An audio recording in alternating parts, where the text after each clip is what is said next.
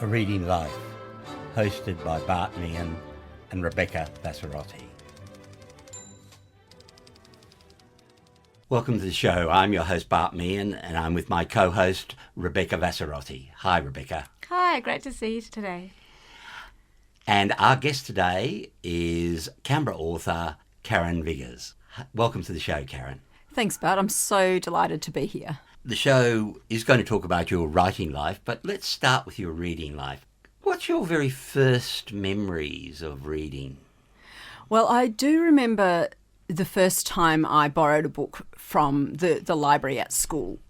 And I went to school in a suburb of Melbourne. We lived in Reservoir, which some people, my mother tries to tell me you pronounce it reservoir, but if you live in Reservoir, it's Reservoir. And I went to Preston Primary School. And we had to Preston Tyler Street, and you went to the little school, which was kindy and year one, and then you went to the big school. And when you went to the big school, there was a library. And I remember going in the first chapter book that I borrowed was called Gobelino the Witch's Cat by an author called Ursula Moray Williams.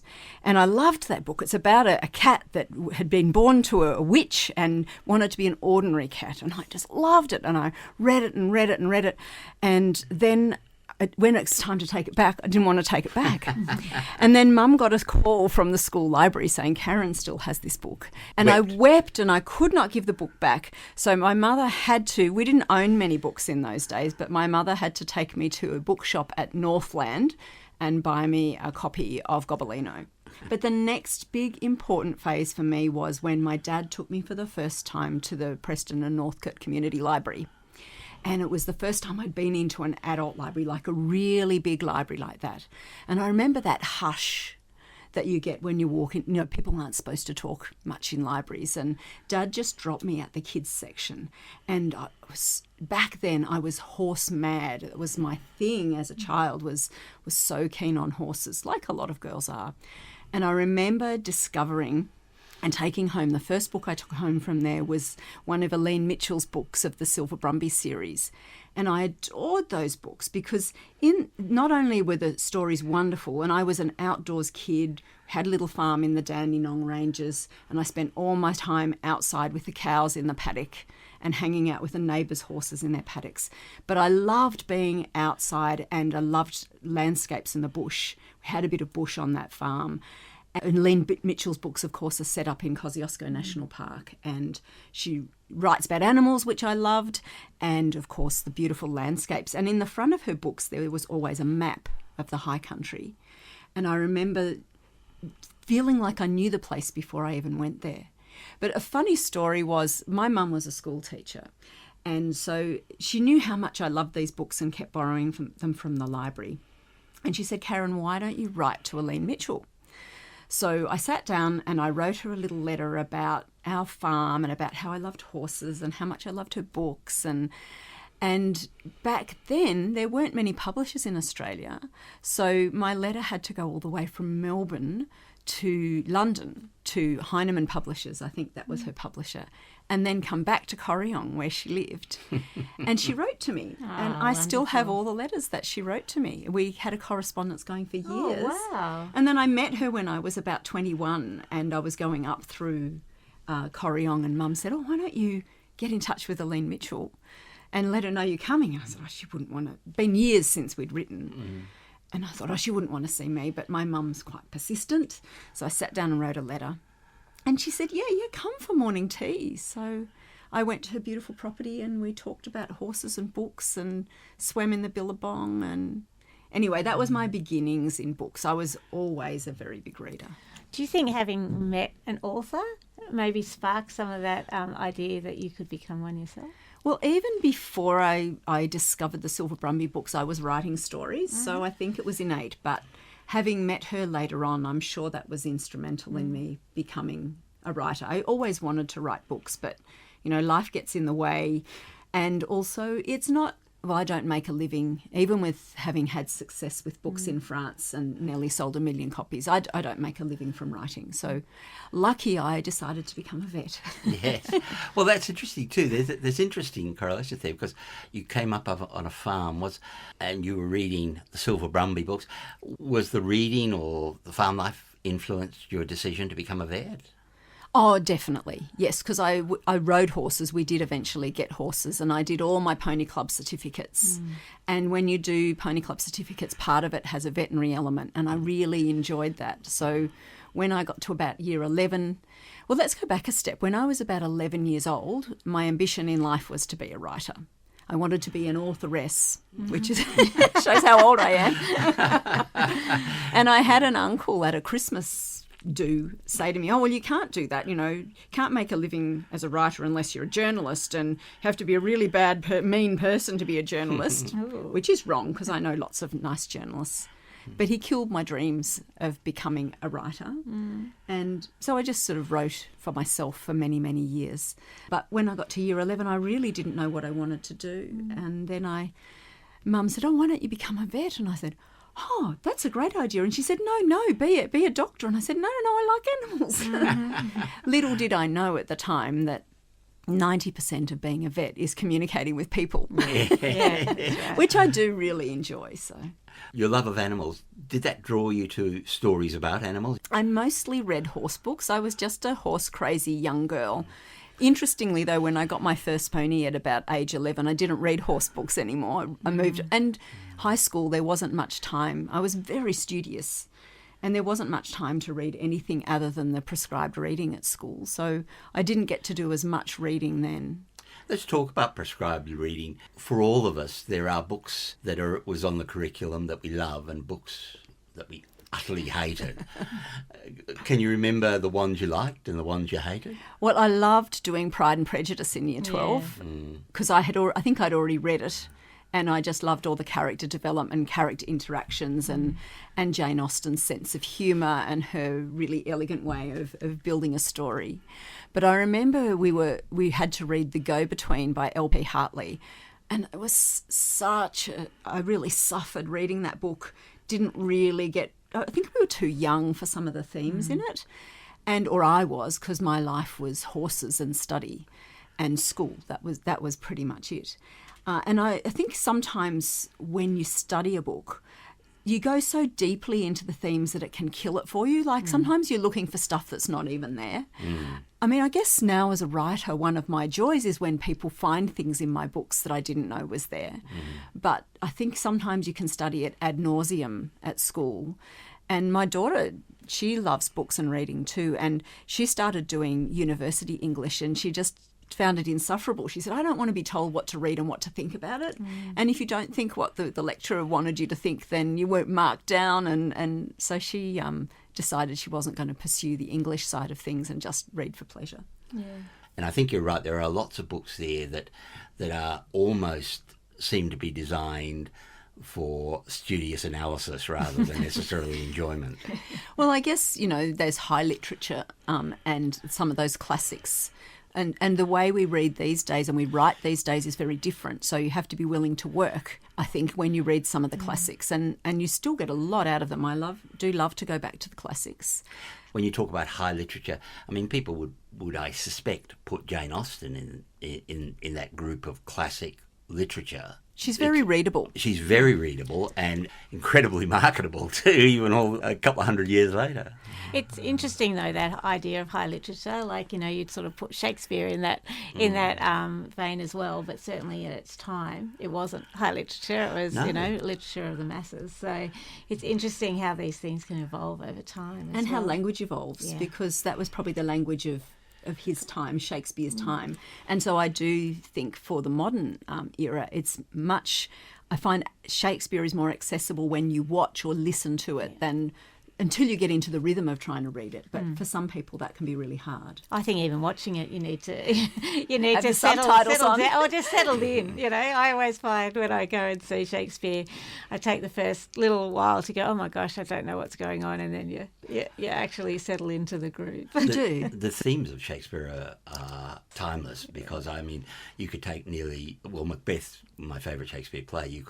I often say I could put that in a university tomorrow about a DVC trying to knock over a VC. But the interesting thing, I have a friend who's an actor who says that they didn't have directors at the time of Shakespeare, so the language, the way the iambic pentameter was structured, essentially instructing actors how to play the scene. So the rhythms, if you like, are important in the way it's performed. And did you have to do Shakespeare at Yes, we did Julius Caesar. And we also, which I kind of liked, but I really enjoyed The Merchant of Venice, which we did in Year 12. Which, of course, has fallen out of favour a little bit these days, because we come to an interesting thing in reading. There are books from our childhood that now, in the modern era, are dismissed because of some of the underlying themes and languages. I mean, Roald Dahl, who was an enormously popular, and still is, I suppose, an enormously popular author for young people, has gone through a fair amount of revisionism in terms of people even wanting to rewrite some of his works so it takes out themes that people find not politically correct these days. Well, I grew up on Enid Blyton as well, but mainly the Wishing Chair and the Magic Faraway Tree and Mr. Galliano's Circus were my favourite ones of hers. So I didn't read the naughty ones. They weren't, or some of her other works I didn't read. But I know she's fallen out of favour as well. And yet a lot of kids grew up on Enid Blyton as their, her imagination and her stories just took you to another world. I tried to give the Magic Fairy Tree away to my neighbours' children who were very small, and my 16 and 17-year-old boys went, "No, you cannot give that book away. That's nice. Our favourite book that we've ever." And I went, "I did not even know that." It is interesting how things change. Do you ever go back to books that you read as a young person and wonder why you like them? Or Look, it is interesting how the ones that I loved as a child, I still love. And I have sometimes gone to the Lifeline Book Fair and spent hours looking at the old books to see if I could find one or two of the horse books that I loved as a child. And I've located a couple of those and read them and thought, they were lovely. One was called The Wild White Stallion, and it was set in France, I think, in an area of southern France where it might have been in the Camargue or whatever. But it was a lovely book, and it had beautiful illustrations in it. But I have had books in my adult life that I've loved as a young person, and then gone back. So Love in the Time of Cholera by Gabriel Garcia Marquez. I loved it in my 20s, and I loved the character who went out and had 100 lovers and was so passionate and wonderful. And then as an adult, I hated him, an adult who was married. I just thought, oh gosh, you're so superficial and so pathetic, Can't you be loyal to this one woman who absolutely loves you? So I think as your perspective changes, your appreciation for different books can change. But I didn't hate the book. I was about to say I still love that book. I still love the book, but I was fascinated how my views had flipped as I'd gained maturity. He's another author who is subject to a bit of revisionism at the moment because of that accusations of misogyny and obviously the way his characters behave, the lack of fidelity and things like that. Well, it's not as if a lack of fidelity doesn't exist these days as well, but we're not trying to promote it as a wonderful thing. No. He's just an extraordinary writer. And I wonder if you find that in some of your books, it's just the language that carries you through. Absolutely. I was just thinking about, because I do a podcast called Secrets from the Green Room where I interview authors. I was recently reread all of Fable Parrott's books, like Past the Shallows and When the Night Comes, and her other one, There Was Still Love. And her writing is just, it looks simple and yet it's so pared back and so elegant.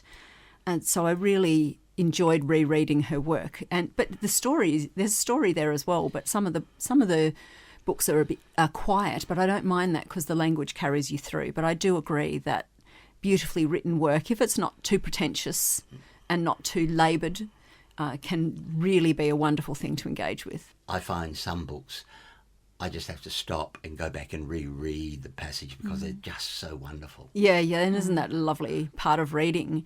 But it's interesting as a writer too, because with my own work, when somebody gets a book, reads it in a day or whatever, which is great if they're picked up and carried away by the story. But I've had years of work going into paring that back and shaping the sentences so that they don't stumble over things. And that's part of the editing process too, of course, but so that it will carry people right through. So often work looks deceptively simple, but it's not. You don't realise how much work has gone into making it so.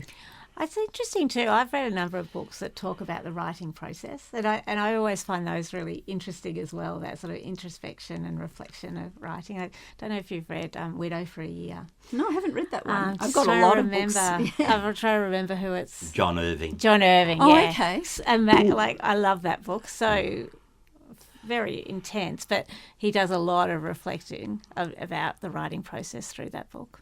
And he's a marvellous writer, and again another writer who doesn't mind having his characters go off and having plenty of affairs. My favourite book by him, by the way, if you've never read a really beautiful book called A Prayer for Owen Meany. Oh yes, I've read it. It's an amazing book. I remember reading that for the very first time, and when I finished reading it, closed the book, I just had to sit there and think about it. It was such an engaging story. It was a doorstop of a book, but the very end of it was so powerful and emotional. I was just going to say, I was going to just sort of mention briefly, one of the authors that's influenced me most as an adult has been Tim Winton, because I'm a landscape person, and I think he embeds us so well in landscape, but also within the skin of his characters. Like he writes a lot of disenfranchised and people living in challenging conditions, and yet he takes you right into their lives and into their thinking and into their language and all of those things. I often don't like his endings, but I don't think you necessarily have to be satisfied by an ending, but I love the journey I go on with Tim Winton. What are your favourite Winton books? Dirt Music, Breath, and The Shepherd's Hut. It's interesting. Cloud Street. I loved it in my 20s, but when I went back to it, I thought, I can't even get into it now. So maybe books are for different times of your life. But those are my favourites. Those are the three now. But talking about deep journeys into landscape, one of the things that I've really enjoyed in recent years has been reading some of the wonderful Indigenous writers that we're publishing more of their work, and there's some really amazing work out there. So I really love Nadi Simpson's work. She's a singer from a duo called the Stiff Gins, but she also is a wonderful writer, and she's quite experimental with her writing, but she's writing into different areas of story and culture that I haven't read before. What do you mean by experimental? Okay, so her first book was set in her family's country, and I can't remember where that is, which is not very good. But her second book is about a story, well known, and I'm not going to have the parameters very well here, but she wanted to write outside the known story. So she wrote, and a lot of Indigenous people see time in a very different way to us. So this story was almost like time dissolved, and it was all of before coming to life and then after life. So it's almost like the circle of time and the circle of story and the circle of life. It's called The Bellbird. Okay. Really interesting. It's a very different journey, and but I loved it. I thought it was just such different writing and trying to tell story in a way that took us as unknowing white people into a different space. And so I'd recommend it for that. And just the language too, not just the experimentation with time and story, but the language that she used as well. So that's an important part of the book, I assume, because it sounds like it doesn't have a traditional narrative structure. No, it doesn't. It's quite different. And it's almost... It just offers a different hovering perspective on life and death and the continuum of everything, which I found amazing. So it might not be for everybody, but I really loved it because it was just so different. I like Anita Heiss's work too. She's been she's been informing us about the Wiradjuri Wars and some other historical events, which I think is so important and so essential that it's written from an Indigenous perspective. One of the things that I really have been loving with her work too is the introduction of Wiradjuri language. I think that has just been wonderful, how she's just weaved it into the story, and again, it's very educative as well in terms of us starting to learn some language. So it's a really beautiful additional gift from her work. And she's started a new imprint for Indigenous writing. It's under Simon & Schuster, but it's called Bunji. And one of her first books was a wonderful novel which I found really deeply moving, by an actor called Tasma Walton, who you would have seen on TV. And it's her second novel, but her first under this imprint. And it's called I Am Nanitguruk. And it's set in historical fiction around the time of the sealers and whalers coming into Bass Strait and stealing young Indigenous people and then enslaving them and forcing them to work for them, forcing sex on them and children and all sorts of things. So it's not an easy book, but it's beautifully written, and it starts with life as it would have been before white people arrived, and then how makes you feel very deeply how horrific it must have been as a First Nations person to watch white people just come in and over-harvest everything and strip the forests and all the things that we did, so that, we've now left the landscape in a pretty bad state. But it's an incredible story. I'd recommend it. Highly recommended. Some readers, many readers I suspect, shy away from books with which those is sorts of difficult themes because for a lot of people reading is about enjoyment. I suppose it's about escape too, which is why crime and romantasy and romance are so popular at the moment. But I like to be thinking after my books. I mean, that's not to say that you can't do that with crime and other genres, but I think that especially this Indigenous work, is just so important for us to come to terms with our past and to be honest about our past and to find a way into a better future for all of us, rather than denying what's happened. It's a very gentle way of doing some of the truth-telling too. Yeah. That's what I think is really interesting in some of that work, that it is a way that you can actually start to engage with these elements of our shared history that we just have so little knowledge of. Yeah, absolutely. You said your mother suggested medicine. You decided to become a vet. You did your degree at the University of Melbourne. That's correct. Those friends of mine who have done degrees in veterinary science and in medicine have little time to sleep, let alone read. Did you have to put reading on hold while you were doing your studies? During studies, it was only during holidays that I had really time to read, because uni was different. I mean, I don't know what the vet course is like now, but back then we had 32 contact hours a week and, an hour's break for lunch. So 5 full days from 9 till 5 and an hour's break for lunch. And then exams mid-year and end of year. And they were, everything was full on, yeah. But I was still riding while I was studying. Okay. We had a little farm in the Dandenongs, and riding and horses were my escape. It doesn't mean I didn't have fun and do other things at uni as well, but I was a good student and I studied hard, and kind of pleased that I worked hard, because in the end I got an honours veterinary degree, which meant I got honours after my name, which meant that later on, a few years later, when I decided I wanted to do further study, I was able to get a scholarship to do a master's and then convert it into a PhD, which I did in wildlife health. But yeah, look, I'm a busy person, but I'm getting better at relaxing. Well, you've written a number of scientific papers. After having written peer-reviewed papers, science papers, whether going back to writing fiction is relaxing. Well, I hadn't really written fiction until after I decided to move on from my science career, but I consider my PhD was a really good training ground in writing, because one, I had to finish a big project, it had to be finished. And then two, in the process of trying to get things published as scientific papers, you have to learn to be edited. You have to learn to accept criticism and look at how to rebuild things after accepting that criticism. So I learned to edit my own work as well. So those were really essential things. And then because my husband has a very big career in ecology at the ANU, when we got to a point where we'd had our children, and they were both quite small, and it was challenging to try and have 2 scientists in one family, and also for me to work part-time as a scientist is really difficult, to try and get grants and all that sort of thing.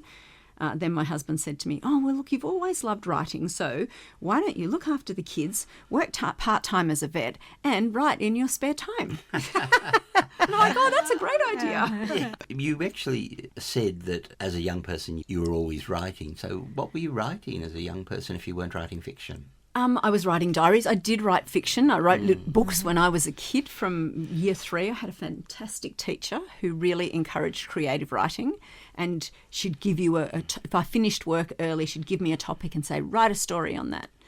And if it was a really good story, she might send me up to the grade 4s to read it to them, or that sort of thing. But I also wrote books in old ledger, like novels in old ledger books. So I write my own version of the Silver Brumby, but they were golden horses. And I entered the age short story competition a couple of times when I was like in grade 6 and wondered why I didn't win. And I wrote a school play in grade 5. I don't know why, I just sat down and wrote a school play about the convicts arriving, and I mean, that's all we were taught about history when I went to school, which is good that we're now teaching, before the white people arrived in Australia, we're teaching more about that as well. But yeah, I wrote a school play and then it was performed by the school. So I was writing, and then at high school just wrote journals, and then when I graduated from vet school, I started writing really bad poetry, but I enjoyed just writing poetry. And then when I came to that point when I was 38 and I decided I could start to write, I spent 6 months just doing stream of consciousness stuff just to loosen up. And then I thought, okay, well, now I'm going to write a novel. Little did I know. But by the way, did you? Yeah, I did. Yeah. Do you read poetry? Yeah, I do. I read quite a lot of poetry. Any particular thing? I read quite broadly. I like reading Australian poets. I can't think. I mean, when I'm put on the spot like this, I think of poets like Pablo Neruda and some of the a lot of international poets. But I have 3 or 4 shelves of poetry, so I do like to read poetry. Given your background, particularly on the farm, have you read Philip Hodgkins? No, I haven't. I'd certainly recommend him. It's sort of sad in the sense that he passed away in his 30s from cancer, but I think is one of the truly great Australian writers. And he wrote these marvellous poems about the farm. A verse novel called The Dispossessed, which is again about people who are forced off the land. Well, interesting that you talk about his book, The Dispossessed, because my third novel, The Grass Castle, was set in Canberra, and it was about dispossession, first of the Indigenous peoples from their land, and then of the sort of the families of the subsequent white settlers when the Namadgi National Park was gazetted, and the impact of that dislocation and separation from the land on those people in emotional and physical terms. There's a tremendous drama in that whole idea of dispossession, isn't there? And that attachment to the land and to nature, which is what speaks to me so strongly as well, because I'm at my happiest when I'm out hiking in nature, but living on the land, you also develop a great deep love for the land, which is not the same as Indigenous connection to the land, but it is a different form of connection, which is also deep. That was part 1 of our conversation with Canberra writer Karen Viggers. Part 2 will be broadcast next week. You've been listening to A Reading Life, produced by ArtSound FM, Canberra's best community station. ArtSound FM is a community-based radio station. If you enjoy what you hear, please consider being a member.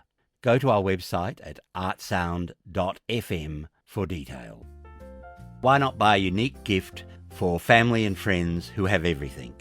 ArtSound has published 2 books this year. Gertrude's Sweetheart, a collection of monologues for readers and actors, and the radio adaptation of Kenneth Graham's The Wind in the Willows. Both books are available at a discount price from our ArtSound admin office.